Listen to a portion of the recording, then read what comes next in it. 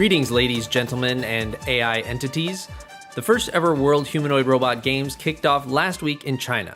The competition featured 500 humanoid robots from 280 teams representing 16 different countries, all of whom competed in 26 different events. We're going to go over the biggest winners of the competition, including China itself, the best highlights, and the most painful robot fails, if robots could feel pain, which they can't, as far as I know.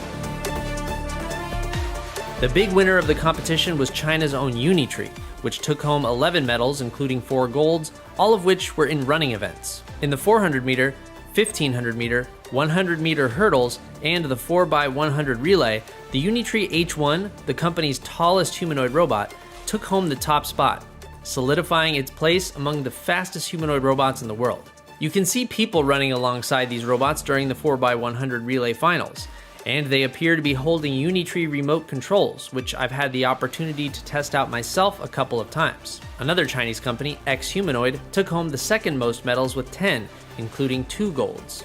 But it wasn't all sporting events. Scenario-based challenges tested the robot's ability to perform work in the real world, like cleaning a hotel room or going up and down stairs. Robot combat was also on the lineup in the form of kickboxing. Several Unitree G1 EDU robots recently competed in the first humanoid robot combat tournament. Now the event has moved to an even bigger stage with knockouts at least as devastating.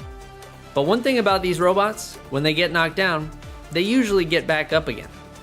It's kind of giving Terminator, but I'd rather not go there right now. Humanoid robots also played soccer in 3v3 and 5v5 matchups, leading to some of the best robot fails of the whole competition.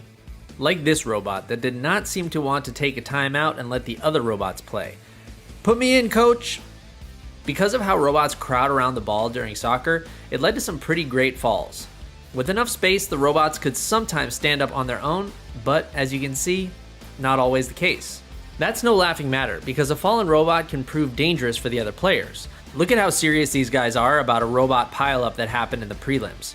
They're working harder than the robots to get the fallen soldiers off the field so the game can continue, and perhaps so the robots don't damage one another. Practical competitions that measured robots' ability to do work like cleaning and manufacturing rounded out the events. Despite the fails, the 3-day Robot Olympiad shows China's commitment to furthering and accelerating the development of humanoid robots for a variety of purposes. In the increasingly crowded field of humanoid robot development, some companies seem reluctant to show their robots operating outside polished demos in controlled lab environments.